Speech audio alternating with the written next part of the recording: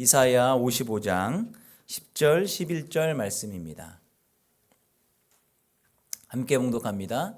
이는 비와 눈이 하늘로부터 내려서 그리로 되돌아가지 아니하고 땅을 적셔서 소출이 나게 하며 싹이 나게 하여 파종하는 자에게는 종자를 주며 먹는 자에게는 양식을 줌과 같이 내 입에서 나가는 말도 이와 같이 헛되이 내게로 되돌아오지 아니하고 나의 기뻐하는 뜻을 이루며 내가 보낸 일에 형통함이니라. 아멘. 오늘까지 이제 1월부터 2월까지 말씀 우리 2025년 주제에 관련된 말씀들을 이제 마치려고 합니다. 그러니까 오늘 말씀이 그동안 1월, 2월 한 모든 말씀의 어떤 총정리 같은 그런 느낌이 올 것 같아요. 자, 지난주 어떤 말씀을 했는지 좀 볼까요? 지난주에 하나님의 말씀을 등과 빛, 내 발의 등, 내 길의 빛으로 삼아야 된다. 그래서 말씀을 듣지만 말고 순종해야 된다. 두려움이 아닌 믿음으로 행해야 된다. 내 뜻이 아니라 하나님의 뜻을 따라야 된다. 세상의 유혹보다 하나님의 말씀을 붙들어야 된다. 이렇게 말씀을 드려서 이 말씀에 대한 실천 사항으로 그래서 성경을 읽고 묵상하고 하나님 말씀을 삶의 기준으로 삼고 어떤 상황에도 하나님을 신뢰하고 즉시 할 거면 즉시 순종해야 된다. 이런 말씀을 드렸었습니다. 우리가 살다 보면은 이제 지난밤에 잤다가 10분 잔 것 같은데 벌써 아침인 적 있죠. 그런 적 많아요. 참 믿겨지지 않아요. 잠깐 잔 것 같은데 벌써 몇 시간이나 훌쩍 지났다니. 예수님이 속히 오신다고 말씀하셨는데 그 2000년이 지나서 아직도 안 오시고 계십니다. 그래서 참 이 문제 때문에 왜 예수님 약속도 안 지키냐 뭐 이런 말씀들이 가끔 있기도 해요. 지구상에 죽지 않고 예수님 올 때까지 기다릴 수 있는 사람들이 아무도 없잖아요. 그러니까 우리는 우리에게 허락된 생애 안에서 예수님 다시 오심을 기다릴 수밖에 없습니다. 예수님 언젠가 대면할 텐데 벌써요? 이렇게 예수님 만나게 될 거예요, 분명히. 주님을 믿는다고 하지만 신앙생활이 우리가 이렇게 열심을 내지 못하거나 좀 성실하지 못한 이유가 뭐냐면 주님이 속히 오신다는 사실이 잘 믿어지지 않아서 그래요. 인정되지도 않고. 그런 사람들은 이제 주님을 따르는 일보다 더 바쁜 일이 있다고 얘기하는 거예요. 더 급해요. 이게 사실 이게 더 급해가지고 예배는 다음 주에 또 드리면 되죠 라고 생각을 한단 말이에요. 신앙생활은 나중에 열심히 할 수 있다라고 생각을 많이 하는 거죠. 그런데 살다 보니까 과연 그러냐? 그렇지 않은 거예요. 우리가 이미 살면서 많이 경험했어요. 학창 시절에 어영부원 하다 보니까 벌써 개학날이 내일이 벌써 개학이야. 우리 청소년들아 다음 주에 개학이다. 이런 경우가 얼마나 많아요. 만약에 우리가 예수님 앞에 섰는데 벌써요? 이렇게 당혹함이나 당황스러워하지 말아야만 합니다. 예수님께서 우리가 어떤 말씀하셨냐? 내가 속히 오니까 계시록 22장 7절에 말씀을 지키는 자가 복이 있다라고 말씀하셨어요. 그러니까 주님이 속히 오심을 인정하고 믿는 사람들이 해야 될 일이 뭐냐? 말씀을 지켜 행하는 거예요. 말씀을 지켜 행하는 것. 그래서 계속 말씀에 관련된 이야기를 하고 있는 겁니다. 오늘 이사야서 말씀은 이 남쪽 유다가 북이스라엘 말고 남유다가 BC 586년 예수님 오시기 전 586년에 바벨론에 의해 멸망당합니다. 그리고 나서 바벨론에 끌려간 이후의 상황에 대한 말씀이 이사야 말씀이에요. 그런데 특별히 55장은 포로로 잡혀갔던 바벨론의 포로로 잡혀갔던 이스라엘 사람들이 다시 본국으로 돌아와서 어떻게 해야 될 것인가에 대한 약속의 말씀이에요. 포로 생활 이후에 새로운 말씀을 주시는 거예요. 잠깐 다시 한번 볼까요? 10절 말씀. 보니까 어떤 말씀이 있냐면 비와 눈이 하늘에서 내려서 다시 하늘로 올라가지 않죠. 땅을 적셔서 소출도 나게 하고 먹을 것과 파종하는 자에게 종자를 줘요. 그렇죠? 그런 것처럼 11절의 말씀에 보면 하나님의 입에서 나가는 말씀도 다시 하나님의 입으로 들어감이 없고 나가는 말씀은 다 어떻게 된다고요? 이루어진다. 이루어진다 이 얘기예요. 하나님 말씀은 다 이루어진다. 이스라엘 백성들이 왜 멸망했을까요? 그렇죠? 하나님 말씀대로 지켜 행하지 않았기 때문에 멸망한 거예요. 그러면 그런 멸망된 삶이 다시 회복됐어요. 그럼 어떻게 살아야 될까요? 말씀을 잘 지켜야겠죠. 이제는 안 지켜서 실패했으니까 다시 회복되면은 그때를 기억해서 잘 지켜야 되는 거예요. 하나님의 말씀은 반드시 이루어집니다. 우리 삶에 변화시키는 능력입니다. 근데 여러분, 하나님의 말씀을 과연 신뢰하며 살아가십니까?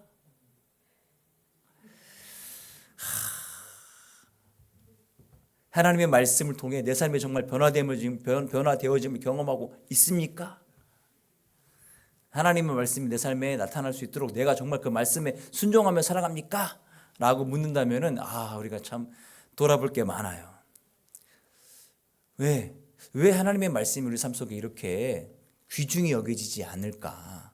우리는 쓰여진 하나님의 말씀 성경책으로 쓰기도 하고 냄비 받침대로 쓰기도 하고 때로는 베고 자고 줄 긋고 구겨지고 난리도 아니잖아요. 그죠? 이슬람 사람들은 보통 자신의 성경이 코란인데 가장 집에 가장 좋고 높은 곳에 잘 보관한다라는 거예요. 왜요? 그들이 사랑하는 선지자의 말씀이니까. 어디 성경책 긋거나 구기거나 절대 이러지 않는다는 거예요. 물론 그렇게 한다고 정말 말씀을 소중히 여기는가 싶기도 하지만 한편으로는 그들의 어떤 태도나 자세들이 마음에 들기도 합니다. 그만큼 말씀을 소중히 여기는 거잖아요. 우리가 그만큼이라도 해야 되지 않나 생각되는데요. 하나님의 말씀이 어떤 것인가 한번 정리해 봅시다. 하나님의 말씀은 첫 번째 뭐라고요? 생명을 주는 능력이다. 생명을 주는 능력이라는 거예요. 말씀 보겠습니다. 하나님의 말씀은 살아있고 활력이 있어 좌우의 날선 어떤 검보다도 예리하여 혼과 영과 및 관절과 골수를 찔러 쪼개기까지 하며 또 마음의 생각과 뜻을 판단하나니. 하나님의 말씀은 단순히 글이 아니라 살아있는 능력이라는 거예요. 우리 영을 새롭게 한다는 거예요. 비가 오면 그 비가 땅을 적시고 식물을 자라게 합니다. 마찬가지로 하나님의 말씀 우리 마음을 적셔서 영적 생명을 주시는 거예요. 이스라엘 백성들에게 광야에서 만나를 내리셔서 하나님께서 이스라엘 백성들을 먹이십니다. 그런 것처럼 주의 말씀이 우리의 영혼을 먹이는 양식이 되는 거예요. 매 순간 아니죠. 하루 세 끼 뭐 하십니까? 밥 먹죠? 밥 왜 드시죠? 살기 위해. 살기 위해 먹죠. 그죠? 밥 안 먹으면 죽습니다. 이건 진리입니다. 아니, 우리 육은 살기 위해 음식을 먹는데 우리 영은 살기 위해 뭘 하시나요? 말씀을 양식으로 삼아야죠. 말씀을. 두 번째, 하나님의 말씀은 뭐라고요? 반드시 이루어진다. 반드시 이루어진다. 자, 민수기 말씀 보겠습니다. 하나님은 사람이 아니시니 거짓말을 하지 않으시고 인생이 아니시니 후회가 없으시도다. 어찌 그 말씀하신 바를 행하시지 않으시며 하신 말씀을 실행하지 않으시랴. 하나님 말씀 헛되지 않고 다 이루어진다라는 거예요. 예언의 말씀들이 단 하나도 예언이 이루어지지 않은 게 없어요. 예수님 탄생에 대한 예언은 이사야서 7장 14절에 등장합니다. 그리고 나서 마태복음 1장 23절에 성취가 돼요. 볼까요? 그러므로 주께서 친히 너희에게 주실 것이라. 보라, 처녀가 잉태하여 아들을 낳을 것이요 그의 이름을 임마누엘이라 하리라. 마태복음 말씀이요. 보라, 처녀가 잉태하여 아들을 낳을 것이요 그의 이름을 임마누엘이라 하리라 하셨으니 이를 번역한즉 하나님이 우리와 함께 계시다 함이라. 부활의 말씀도 예언 그대로 다 이루어졌습니다. 하나님의 말씀을 매일 읽고 묵상을 하는데 정말 내가 하나님의 말씀을 믿고 있는가? 아니면 의심하고 있는가? 하나님이 내게 주신 약속의 말씀은 뭐지? 말씀을 끊임없이 탐구하고 말씀을 향하여서 내가 계속해서 의문을 가져야 돼요. 세 번째 뭐냐? 하나님의 말씀은 말씀을 붙잡을 때 삶이 변화되고 형통한다. 요한복음 말씀입니다. 너희가 내 안에 거하고 내 말이 너희 안에 거하면 무엇이든지 원하는 대로 구하라. 그리하면 이루리라. 하나님의 말씀을 듣고 믿을 때, 순종할 때 그때 비로소 삶이 변화되고 형통한다라는 거예요. 말씀은 우리 생각도 바꾸고 우리의 행동도 바꿉니다. 사도 바울 되기 전에 어떤 일을 했죠? 예수님 믿는 자들 잡아들이고 핍박하는 일을 했어요. 그런데 다메섹으로 가는 길에 예수님 만나잖아요. 그리고 나서 그가 어떻게 바뀌었느냐? 예수님을 전하는 자로 바뀌어요. 인생이 완전히 바뀌는 거예요. 예수님 핍박하던 자에서 예수님을 전하는 자로. 아버지 유산을 먼저 땡겨받아 외국 가서 다 탕진한 둘째 아들. 이 탕자 이야기 잘 알죠? 탕자가 이렇게는 못 살겠다 싶어서 아버지 집에 돌아갈 것을 생각합니다. 왜냐하면 아버지 집 생각해 보니까 종들도 배굶질 않거든요. 배불리 먹거든요. 그러면 내가 집으로 돌아가서 아버지 집에 가서 아들이라고 하지 말고 종으로라도 살아야 되겠다. 그러면 이 배 굶는 일은 없을 거 아니냐 싶어서 돌아옵니다. 자, 이 둘째 아들이 회복된 것은 아버지가 맞아들이고 새옷 입히고 금가락지 끼우고 잔치해서 회복된 것이 아니라 아버지 집을 떠올렸을 그 순간부터가 회복되기 시작되는 거예요. 하나님 말씀 붙들으면 망한 인생도 회복이 되는 거예요. 네 번째입니다. 네 번째. 하나님의 말씀은 과학의 시대에도 여전히 능력이 있다. 지금 과학이 엄청나게 발전된 시대잖아요. 인공지능이라고 해서 난리도 아니잖아요. 여전히 주의 말씀은 진리입니다. 저는 과학이 발전하고 기술이 발전하면 세상이 더 정직해지고 더 정확한 시대가 될 줄 알았어요. 지금 보니까 가짜를 더 진짜같이 만들어서 더 진짜가 뭔지 헷갈리는 시대가 된 거예요. 세상에 이럴 수가 있나. 그래서 무언가 얘기하면은 이 얘기가 진짜인지 가짜인지를 판별해야 되는 시대가 왔어요. 앞으로 더 심해지면 심해졌지 덜하진 않을 것 같습니다. 제 목소리로 가요를 만드는 것도 만들 수가 있어요. 제 영상 몇 개 따가지고 제가 다른 이야기 하는 것도 다 합성해서 만들더라는 거예요. 무서운 시대입니다. 무서운 시대예요. 하지만 하나님의 말씀은 변치 않습니다. 삶의 방향을 찾지 못하는 자들에게 주의 말씀이 곧 삶의 방향입니다. 확실한 길을 보여줍니다. 주의 말씀은 내 발의 등이고 내 길에 빛이니까요. 그럼 성경 말씀을 읽고 순종할 때 인생의 갈림길에 확신을 줄 수 있는 거예요. 이렇게 중요한 하나님의 말씀 붙잡아야 되겠습니까? 말아야 되겠습니까? 두말하면 잔소리죠. 데이비드 플랫이라는 하나님의 말씀을 아주 날 것 그대로 믿자라고 강조하는 사람이 있어요. 레디컬이라는 책을 쓴 사람인데 이 사람이 레디컬 투게더라는 책에 소개한 글이에요.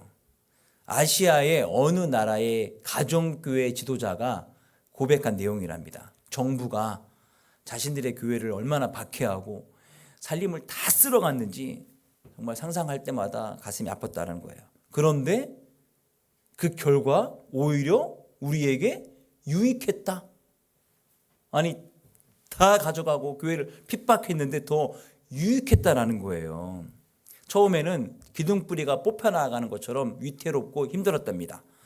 그런데 시간이 지날수록 믿음이 더 성장하더라는 거예요. 왜냐?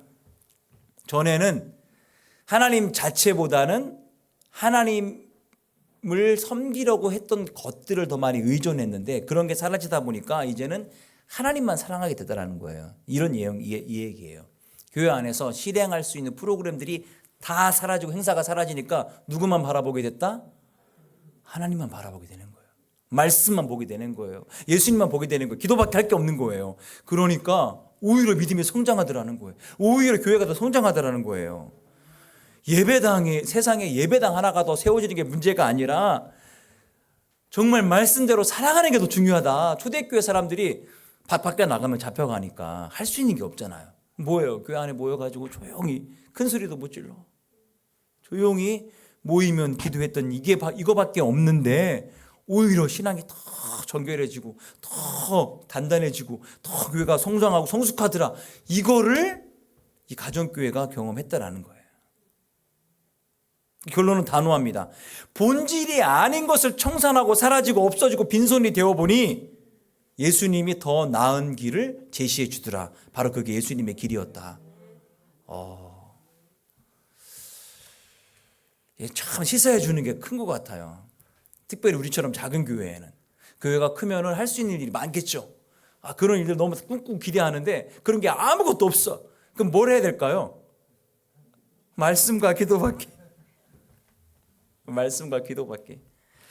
제가 이제 작은 교회 목회자들이 이렇게 글을 올리는 그런 걸 우연히 본 적이 있는데, 뭐 가까이 분당 있는 분당 우리 교회 이찬수 목사님 교회가 뭐 교회들을 선정해서 작은 교회들 선정해서 이제 몇 년간 교회도 도와주고 생활비도 지급해주고 하는 프로그램을 한다라는 거예요.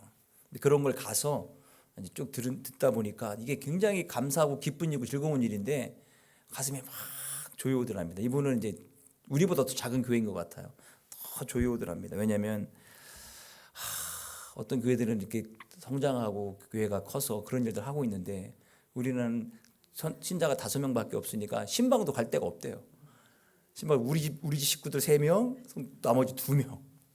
자주 가는 것도 민폐니. 그래가지고 할 게 없으니까 앉아가지고 하나님 하고 있는데 오늘 갑자기 눈물이 쭉 흐르더랍니다. 근데 하나님께서 감동을 주시기를 내가 하겠다. 하나님께서 내가 하겠다는 거예요. 아니 네가 뭐 교회가 성장하고 돈이 많고 재원이 많고 자원이 많고 사람이 많아 살 게 아니라 내가 하겠다는 거예요. 내가 그 얘기를 쫙 올려놓는데 감동이 되더라고요. 그 본질이 뭐냐는 거예요. 본질. 우리의 믿음은 말이죠. 눈에 보이지 않는 성부 하나님, 십자가 지고 부활하신 성자 예수님, 성령님, 다 눈에 안 보이시는 분을 믿는 게 우리 신앙이에요. 우리가 뭘 믿어야겠느냐? 그분들이 남긴 말씀을 믿는 거예요. 이 말씀을 의지하는 거예요. 말씀으로 돌아가는 것이 우리 신앙의 본질입니다. 말씀이 본질이에요. 그러니까 살아가며 신앙생활하며 하나님의 말씀의 능력을 제대로 알고 체험하는 것이 너무너무 중요합니다. 어떻게가 중요하잖아요. 어떻게 하느냐, 어떻게 한번 볼까요? 말씀은 첫 번째 어떻게 하라고요? 말씀을 듣고 믿음으로 받으라. 말씀을 듣고 믿음으로 받으라. 자, 로마서 말씀. 그러므로 믿음은 들음에서 나며 들음은 그리스도의 말씀으로 말미암았느니라. 하나님의 말씀을 체험하기 전에 먼저 말씀을 들어야죠. 예배를 통해 개인적으로 성경 공부하거나 예배 묵상을 통해 말씀을 가까이 하면 말씀을 듣다 보면 믿음이 성장하는 거예요. 아니 목사님 지난주에 한 말도 기억이 안 나요. 괜찮아요. 정상이에요. 콩나물 다 키워보셨잖아요. 그죠? 콩나물 못 키워본 우리 청년들 그런 게 있단다. 콩나물이 그냥 이렇게 망 위에 씨를 올려놓고 밑에까지 이렇게 양동이 같은 데다가 망 같은 거 놓고 코쿠리 같은 거 놓고 위에 씨를 놓고 까맣게 덮어놓잖아요. 물만 주어 이렇게 물이 다 빠져나간단 말이에요. 그런데도 신기하게 콩나물이 커요. 그렇죠? 밑으로 쭉 자라잖아요. 네. 말씀 아무리 쏟아 넣어도 그날 읽고 아멘 했는데 갈 때 다 잊어버리고 괜찮아요. 우리를 바꾸시는 것은 내가 아니라 하나님의 능력과 권세니까 예수님께서 베드로에게 물 위로 오라 이 말씀 듣고 믿었기 때문에 베드로가 물이 걸을 수 있었던 거예요. 예수님 내가 어부인데 어떻게 물 위로 걸어요? 수영해서 가겠습니다 하면은 단 한 분도 이 전생에 그 누구도 물 위로 걸어본 경험을 해보지 못했을 거란 말이죠. 그러나 물을 너무나 잘 알았던 베드로는 그 말씀 그대로 믿어서 물 위를 걸은 거예요. 그렇죠? 자, 우리가 매일 말씀을 듣고 묵상할 때 그 말씀을 어떻게 받아들이고 있는가 중요한 건 의심하지 말고 믿어야 된다라는 거예요. 오늘 된다 하면 그걸 믿으란 말이에요. 예수님의 말씀, 하나님의 말씀은 좋은 교훈이나 격언으로 끝날 말이 아닙니다. 저는 이 말씀 믿어요. 이 말씀 믿는다고요. 두 번째, 어떻게 하라고요? 말씀을 묵상하고 마음에 새기라. 말씀 보겠습니다. 오직 여호와의 율법을 즐거워하여 그의 율법을 취하로 저를 따라 열매를 맺으며 그 잎사귀가 마르지 아니함 같으니 그가 하는 모든 일이 다 형통하리로다.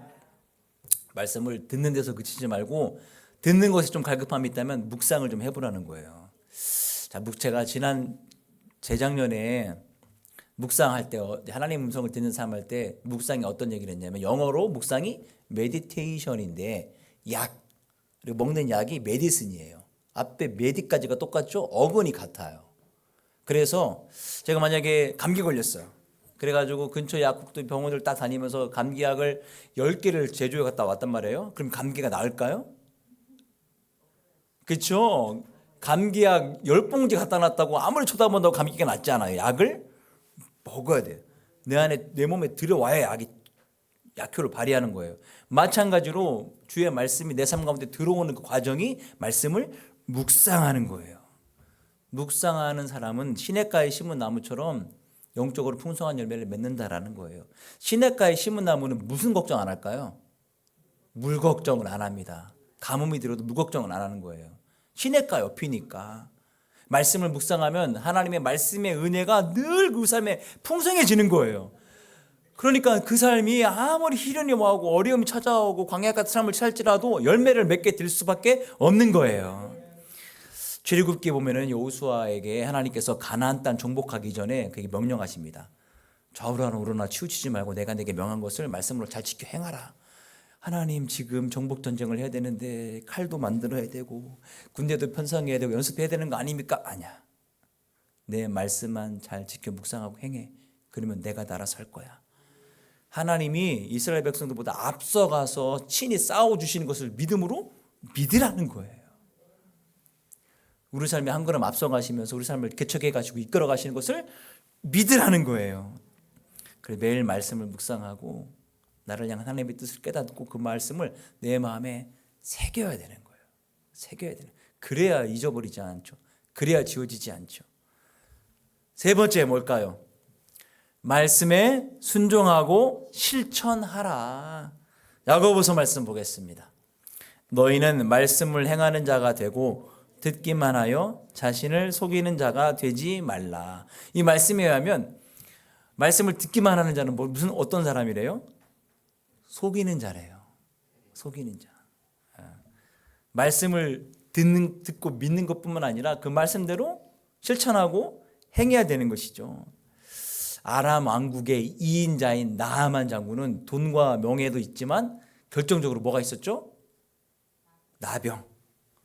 그 당시 불치병이 문둥병자였잖아요. 근데 그가 엘리사에게 와서 그 말대로 엘리사의 말대로 요단강에 가서 7번 물을 담그는데 이 과정을 잘 봐야 돼요. 7번 물에 담그라고 했으니까 한 번 들어갔다 나오니까 조금 더 나아진 것 같아. 두 번째, 세 번째, 네 번째 해서 차츰 나아진 게 아니라 6번째 갔다 와도 똑같아. 그러면 그렇지 내가 안 될 줄 알아서 하고서는 7번 안 했으면 그는 끝내 경험을 못하는 거예요. 그런데 7번 하라고 했으니까 한 번만 더 하면 되잖아. 그죠? 한 번 씻고 나왔을 때 완벽하게 낫습니다. 그게 말씀의 순종이에요. 말씀의 순종이에요. 말씀의 순종이라고요. 예수님의 말씀에 순종했던 베드로도 깊은 데에 그물을 던져 그물이 찢어질 정도로 고기를 낚았던 겁니다.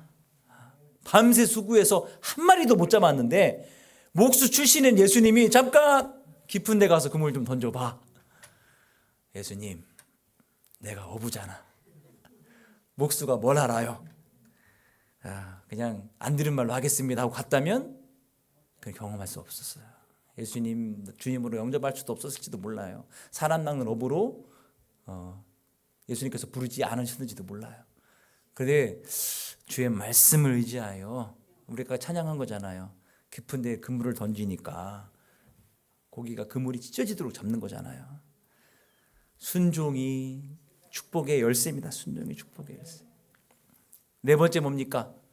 네 번째 말씀을 의지하여 기도하라. 자, 히브리서 말씀입니다.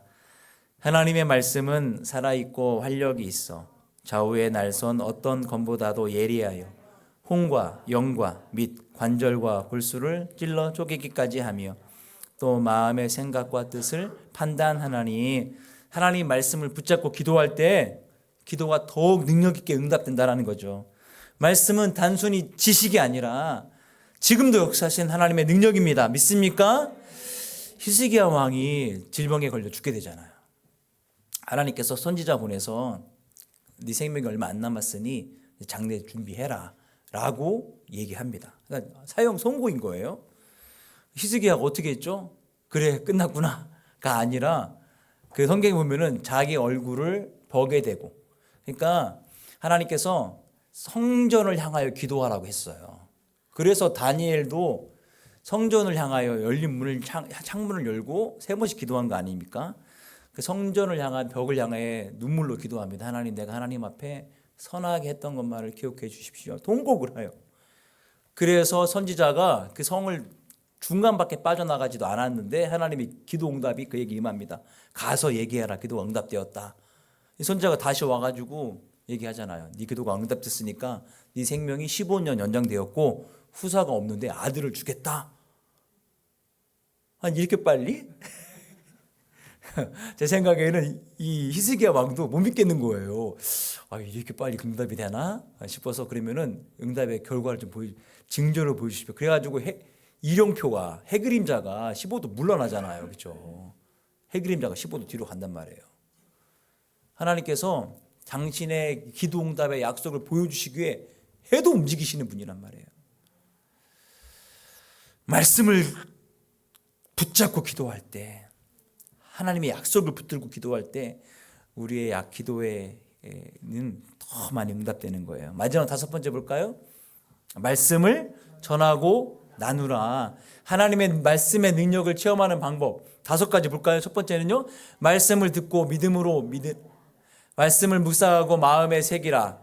말씀에 순종하고 실천하라. 말씀을 의지하며 기도하라. 말씀을 전하고 나누라. 자, 디모데후서 말씀 보겠습니다. 너는 항상 말씀을 전파하라. 때를 얻든지 못 얻든지 항상 힘쓰라. 하나님의 말씀을 제가 체험했잖아요. 내가 만났잖아요. 그리고 거기서 멈추지 말라는 거예요. 말씀을 전하라는 거예요. 나누라는 거예요. 말씀을 전할 때, 말씀을 나눌 때 그 말씀의 능력이 더 내게 다가옵니다. 우리 믿음이 더 견고해지는 거예요. 빌립이 성령을 받고, 빌립 집사님이죠, 사마리아에 가서 복음을 전했습니다. 그런데 호련히 성령님께서 어디로 길을 가라 말씀하시는 거예요. 그래서 그 말씀을 의지해서 호련히 길을 가다 보니 에티오피아의 여왕 간다게의 국고를 관장하고 있는 내시, 굉장히 힘 있는 사람입니다. 이 사람이 그 에티오피아에서부터 예루살렘까지 와서 예배를 드리고 지나가던 길에 성경 말씀을 읽고 있었잖아요. 그것도 이제 이사야 말씀을. 빌립이 당신이 읽고 있는 것을 이해하냐? 누가 알려주지 않으니까 이해 못하겠다. 이게 자기 어린 양이 자기를 의미하는 건지 다른 사람을 의미하는 건지 모르겠다. 내가 가서 알려주겠다 해서 이사야서에 기록된 말씀이 예수님에 관련된 말씀을 전합니다. 그가 그 말씀을 그대로 받아들여서, 그러면 내가 세례받고 싶다. 가던 길에 세례를 받고, 그러니까 예수님을 진짜 구주로 영접하고 호련히 이 에티오피아로 갑니다. 참 신기하죠. 희한한 일이에요. 말씀을 전하는 사람과 전할 시점과 전할 말씀을 다 하나님께서 예배해 주셔가지고 빌립 집사님을 보내는 거예요. 왜 그랬을까? 그가 이미 그 안에 충만한 것으로 사마리아에서 말씀을 전하고 있었기 때문입니다. 우리 안에 내가 오늘 이런 말씀을 통해서, 아니면 삶을 통해서, 묵상을 통해서 이런 은혜가 접혀졌다면, 감사합니다. 꿀꺽. 나만 그 말씀을 담아두지 말고, 내가 오늘 말씀을 읽었는데 이런 은혜가 나에게 있었다라고 주변의 사람들에게 좀 나눠보시라는 거예요. 자녀들에게도 묵상을 문자로도 이렇게 그런 일들이 필요하다는 거예요. 간증을 통해, 내 삶을 통해 내게 주신 하나님의 능력의 말씀을 나누어라. 하나님의 말씀은 체험해야 합니다.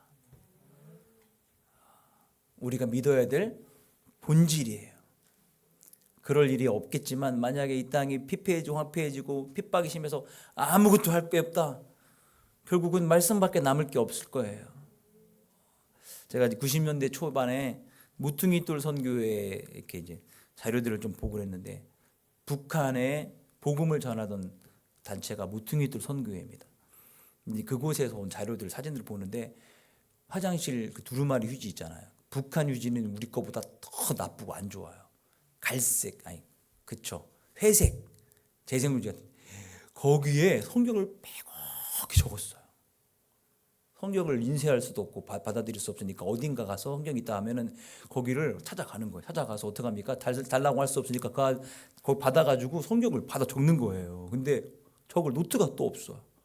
어디다가 화장실 휴지 두루마리 휴지에다가 성경을 빼곡히 적어가지고 그걸 쭉 펼쳐보는데 대단하더라고요. 말씀 그렇게 사모하며 기도하니 붙들고 있으니 야 세상에 전 세계 하나밖에 남지 않은 그런 탄압과 핍박 그런 폐쇄된 곳에서도 여전히 지하교회가 존재하잖아요. 여전히 생명다에 예수님 부르짖으며 총살당하는 모습들이 공개되고 온단 말이에요. 무엇이 이들을 그렇게 죽음도 두려워하지 않고 신앙으로 이끌어갑니까? 말씀이에요. 말씀을 붙들고 말씀 그대로 믿으니까 기적과 역사가 나타나는 거예요. 더 안타까운 것은 그들이 대한민국을 위해 기도한다는 거 아닙니까? 대한민국 교회를 위해서. 왜요? 자신들은 핍박이 있으니까 신앙을 놓치지 않는다는 거예요.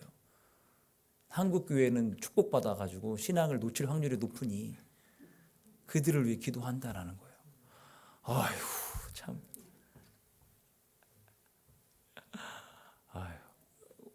우리가 몇십 킬로만 북쪽에서 태어났어도 그쪽에서 신앙생활 할지도 모르는데 그죠? 우리가 뭐 여기서 태어난 건 우리가 정한 게 아니잖아요, 그죠? 기가 막힐 노릇입니다. 여러분 말씀을 말씀대로 받아 그 말씀의 능력을 체험할 준비가 되셨습니까? 말씀을 깊이 읽고 묵상하고 순종하며 살아가십시오. 말씀의 능력이 우리 삶 속에 더 풍성하게 경험될 것입니다. 우리 찬양하고 기도합시다.